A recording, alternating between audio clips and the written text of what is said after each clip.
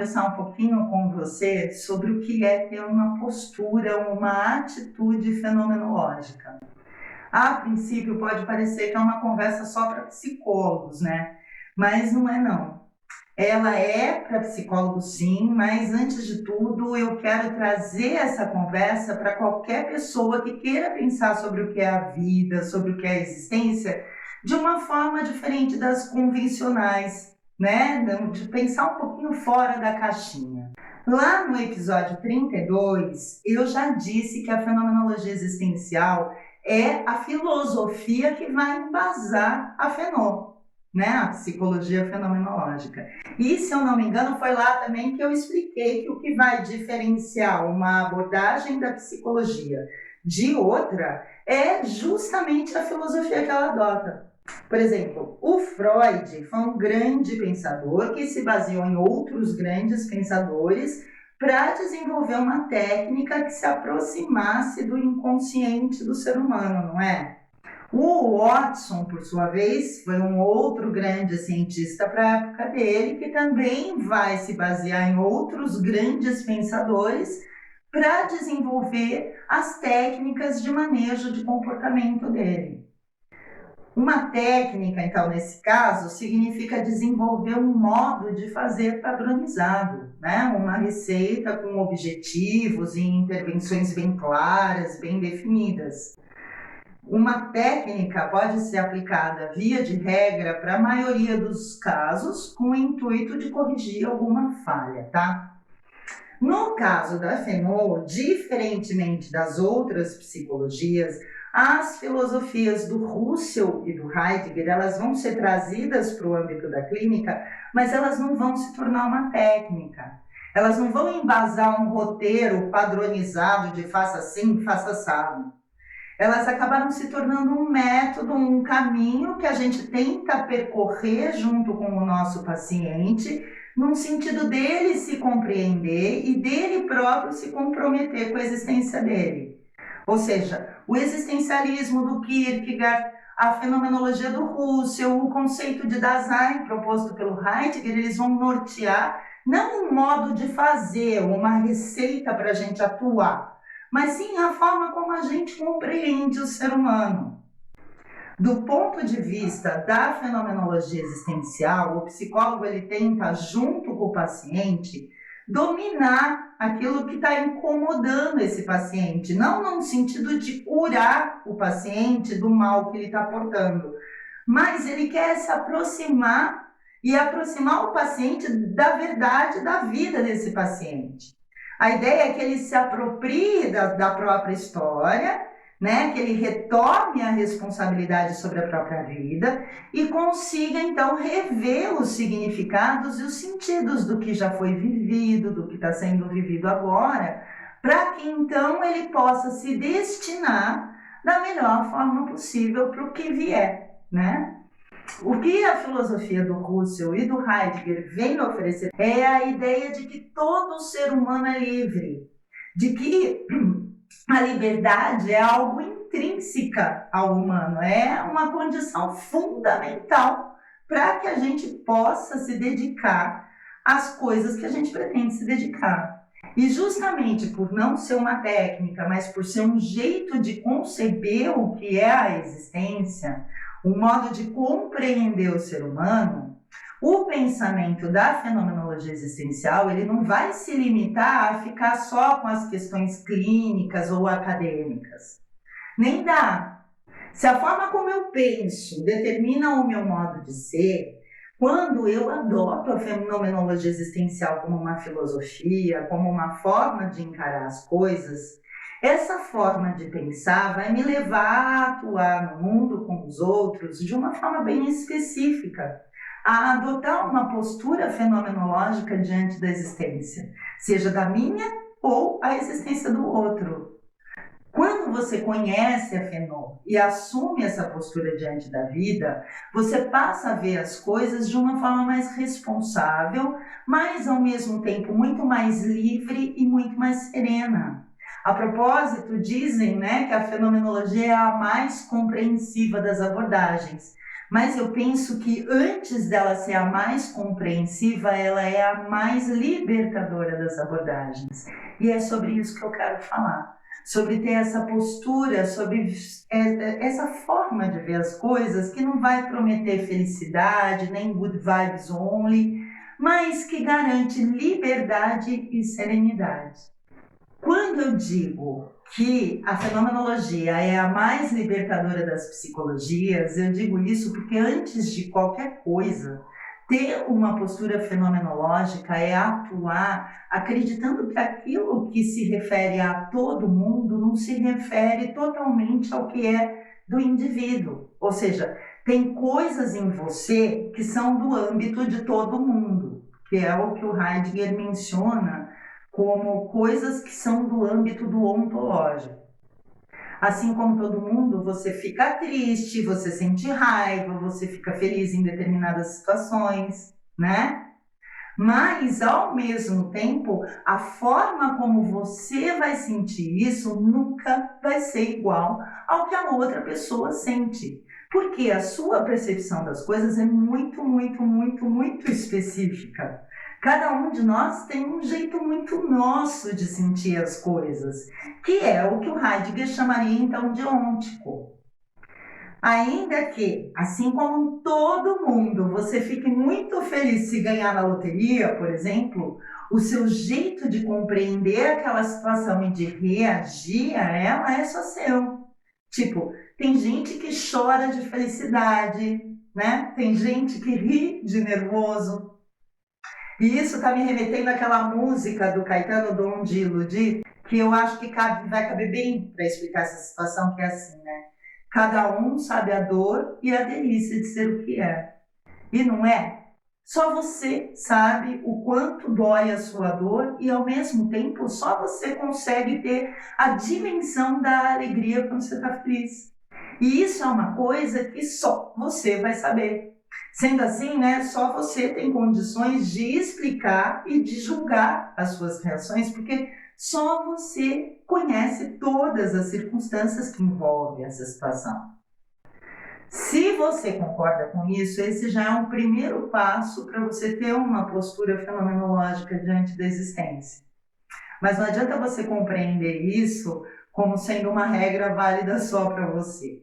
Você precisa fazer o exercício de estender essa ideia para o outro, para qualquer outro ser humano, seja o seu paciente, ou o seu vizinho, ou um transeunte qualquer.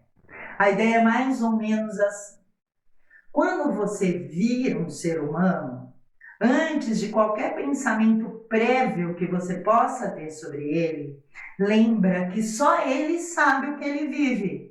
E que você só vai poder falar dele de uma forma geral. Que ele chorou, que ele lutou, mas que de uma forma íntima, você não sabe absolutamente nada dele até que você consiga chegar no que ele pensa a respeito disso. Eu vou dar um exemplo prático para você entender. Quando você vê uma pessoa com deficiência, uma pessoa com síndrome de Down, por exemplo, fazer esse exercício fenomenológico seria conseguir olhar a pessoa, o ser humano que está lá, independentemente dessa pessoa ter ou não síndrome de Down. Seria buscar compreender o que essa pessoa pensa, como é que ela percebe as coisas, para só aí, então, você dizer que você sabe alguma coisa sobre aquela pessoa. Sem que o viés da deficiência tenha direcionado o seu pensamento, entende? Não é fácil. E a fenomenologia do Husserl vem justamente para ajudar a gente a conseguir chegar nesse ponto, de olhar a pessoa ou o fenômeno que a pessoa está vivendo dessa forma mais livre, de poder chegar perto do âmago dessa pessoa, desse ser que é igual a todo mundo, mas que ao mesmo tempo é tão único.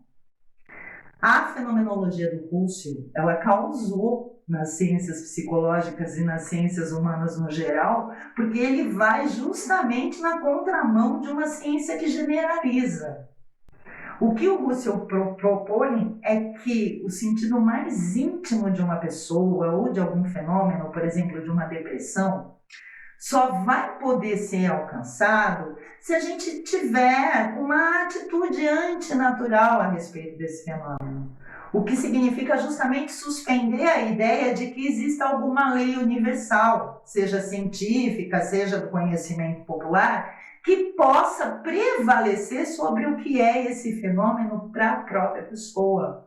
Ou seja, não tem id, não tem ego, não tem superego, não tem condicionamento operante, nem modelo cognitivo que dê conta de explicar o fenômeno da existência de cada humano. O eu, do nosso ponto de vista, esse ser que você traz aí com você, não é uma coisa que vem pronta antes de você nascer. O que a fenomenologia vai propor é que a nossa consciência a respeito das coisas não é uma entidade que você carrega internamente como se fosse separada do seu físico, né? Instalada aqui na mente. Esse eu que eu busco no outro e em mim, para a fenomenologia, é um cara que vai se fundamentando, vai se fazendo em cima daquilo que ele vive, que ele viveu e daquilo que ele se destina a viver. Né? Não se trata de alguma coisa que possa ser predita, como se existisse uma bola de cristal para falar do homem.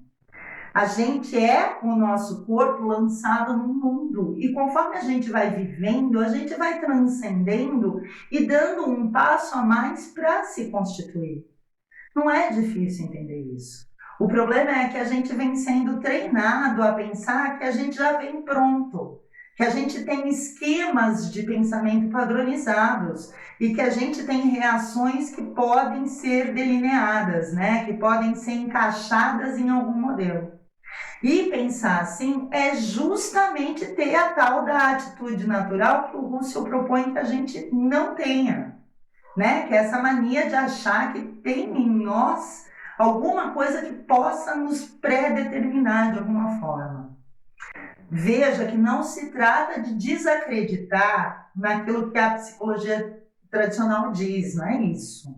É que importa para nós essa intencionalidade do eu. Importa aquele momento exato em que esse ser vai se deparar com o mundo, com os outros, né?